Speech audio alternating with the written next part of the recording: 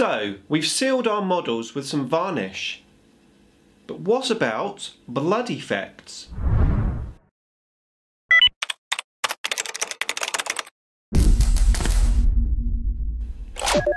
Nick speaking, and welcome to this video. Right, time for another back to basics for you, and in this one I want to cover blood effects. Now this is something you don't have to add to your model, but if you do, it can really add some character to it. Now as always, these videos are in for beginners, so I really hope it is useful to you. Let's have a look at doing blood effects. Okay, so let's have a chat about blood effects, and then later in the video I'm going to actually do some blood effects on my model here. So why would you add blood effects? Well, dark, grim future and war and battle is around us everywhere, and there's lots of people dying, so why not have blood everywhere? Blood effects do give you some extra depth and dimension to your models. Sometimes it can be over the top, so I wouldn't necessarily say just put blood everywhere, splatter it everywhere. Some armies benefit from blood and some don't. I tend to use blood effects on my Space Wolves, but I also have used it on some of my Necrons as well, which we're going to have a look at first. So a good place to start with blood effects, certainly in the old days as such, was with using a blood coloured red paint. And then just putting it into the appropriate places. Now I did this for my flayed ones on their sort of flayed skin because it just really suited the model quite well. However, I was never really a fan of just using red paint, which is why I didn't put it on any of the claws or anything. I didn't think it looked good enough really to actually look like blood. So I did do it on these models, but these were the only models that I had blood on for a long time. And the only thing really that changed my mind was this stuff. This is the Citadel Technical Paint, Blood for the Blood Guard. Now this stuff is absolutely awesome. Now I know there are some alternatives. I think Tamiya do a good blood paint. I've been told actually it's possibly slightly better than this one, but I've never used it myself. And I've always had good results from this particular pot of technical paint, so I just stick with this one. Now some people say that this paint is a little bit too bright, a little bit too red. I quite like that. I think it gives quite a nice fresh blood look, but of course what you can do if you want to have the blood effects slightly duller, let's say, is you can just add some coloured paint to it. And that's what I've been doing. So let me just show you the paint straight on. So this is without any additional colours. And you can see there, it looks pretty cool. I mean, straight away it's glistening, which is what this blood red isn't doing on here. It looks wet. To me, it looks pretty realistic. And of course on this one I have put it on his claws. And it definitely looks really awesome. However, I did want to change up the colours, so on my next unit, which that unit there's got orc skin, on my next unit which had Tau skin, I added a little bit of purple to the mix and just darkened down that blood, so I still have blood but it looks a little bit different. So it could be from a different species that you want to change the colour of the blood, or maybe to make it look a little bit older, not quite as fresh, you could add many different colours. You could add green to the blood, you could have black, you could have purple, just to change up the colours a little bit. So on my Space Wolves, that's primarily where I use the blood effects, and I've got built up a few different types of techniques which I'm going to show you in a minute, but I think just adding that to the models really adds some extra depth to them, really makes you feel like they're actually in battle. Right, okay, so that's enough talking. Let's get our Marine out and do some blood effects.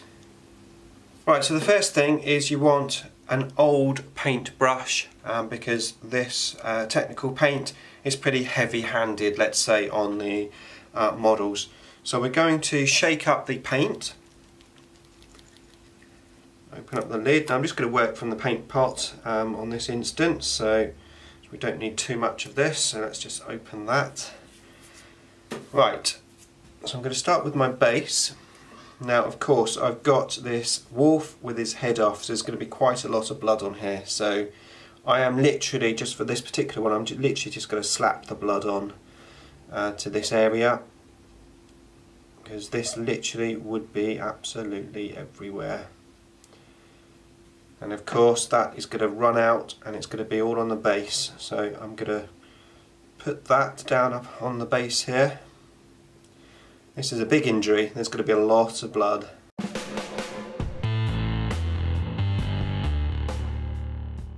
Try to imagine where the blood would go, because usually it would just like run everywhere. So let's try and get that running. So I think that looks pretty good. I'm just going to do some actually on the edge a bit more. Okay, that looks pretty cool. How about that? How awesome does that look already? Okay, so next I'm going to move on to the power fist. In my mind, this power fist has punched that wolf so hard it's punched his head off. So I'm going to put some blood effects on here, on this section. Now personally, on my power weapon effects that you saw me previously do, the blue effects, I don't like to put blood onto that because you know, it just looks too good to splatter blood all over it. So I tend to avoid that, and in my mind the power weapon is so clean when it sort of does the cutting that it just leaves no blood. However, this power fist obviously has just punched him basically. So I'm going to turn it upside down. I'm going to imagine this fist. Now when we punch, a lot of people tend to use the first couple of fingers to punch, so I'm going to put the blood more in this area. So just going to blob it on here, like so. I think that's where the main punch would be.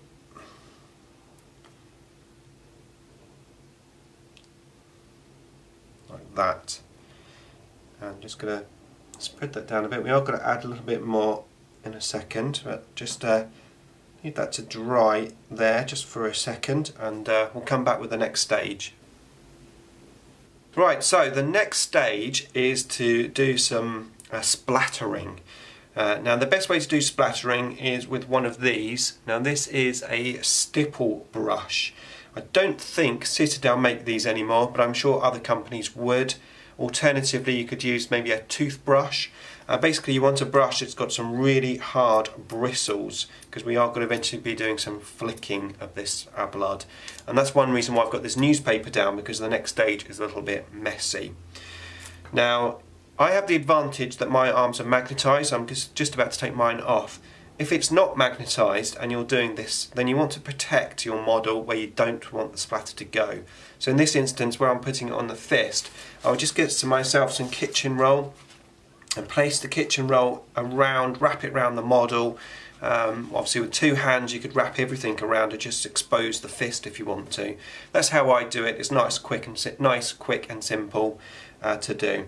However, of course, mine is magnetised, so I'm going to take that off and I'm just going to pop it onto this little pot here. I'm going to get some of this Blood for the God paint, if I can get it in the camera. Right, there we go. So I'm just going to dab that into the paint, and then we're going to have a bit of fun. I'm going to do a test first. So you put your finger on and you do this. You can see the paint coming off hopefully there. It doesn't come off too much, just do a little bit at a time. We're starting to get some splattering. As I said, it's a bit messy this, but it looks pretty cool when it's finished. Alright, let's just do a bit more.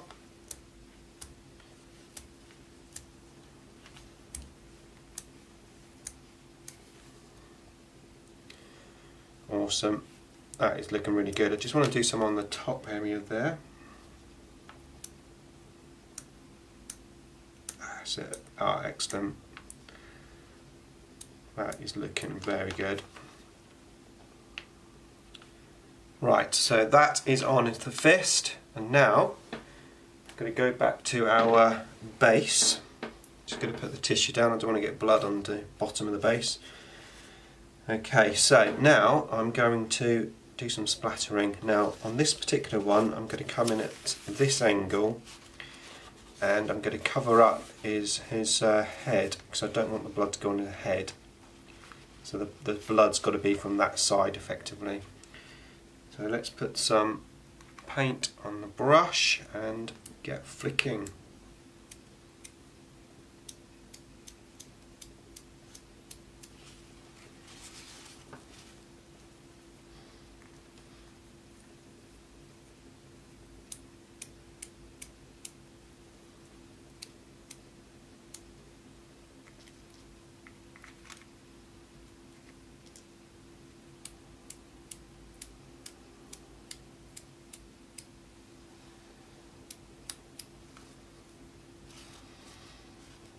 Okay, so that's done. So next, I do want to do some more blood effects coming out of his mouth, but I want to change the colour of the blood effects for that. So I want it just to look a little bit older. Okay, so next I want to do a different colour in his mouth because I want it to look like not his blood, it's going to be blood of something else. So I've just put a little blob on this Pringles lid of the blood for the blood god, and I'm going to add just a touch of black to the mix. So just get some black paint. I'm going to start over this side and drag the blood in like so, and just mix it up. You see it's going quite dark there, so let's just mix all that up. Right. There you go. So I'm just going to pop that into this mouth area, just dab it around really, like so, just so it looks like you've been chewing on something. And we're going to take this to the next step as well. So for the next step I am going to use this Yoo-hoo glue. Now you can get this from many places, but the way to get it cheap is to go to Poundland, or probably Walmart if you're in America. So I got this for £1 at Poundland. I went into Tesco and it was like £4.25. So yeah, Poundland. So we're going to get some of this Yoo-hoo glue, and I'm going to put some next to my paint here, like so. And not using a brush this time, I'm going to use just a cocktail stick, and I'm going to mix these together, and this is going to give me some stringy, gooey guts, blood and guts basically. So I'm going to take that and I'm going to blob it onto the teeth and sort of string it down a bit so it looks like some blood and guts.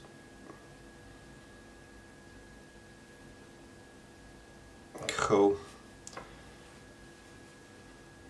I'm going to touch up a bit on the base there, there you go. That's that, and I'm going to put some on to the other side as well, using just the blood for the blood guard without any black in, so the original colour effectively. So again, I'm just going to mix in some Yoo-hoo with the blood for the blood guard, and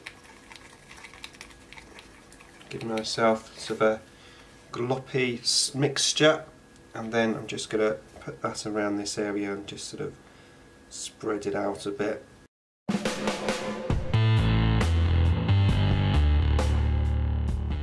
There you go, all done. Okay, so there you go, all the blood effects done. Really happy how it's looking. So what I need to do now is mount the man on the base. So what I'm going to do is get my little clippers. I'm going to clip a little bit of the wire off at the bottom, like so. And then I'm going to drill a hole in the base. I'm going to pin the man onto the base, and then he'll be done. And the next Back to Basics series will be a showcase showing you the final results of our model. Right, that's it from me. Don't forget to hit the like button, please comment, subscribe and share. Hit that bell button next to the subscribe button so you can keep up to date with the wonders of Warhammer 40k, and I shall see you in the next video.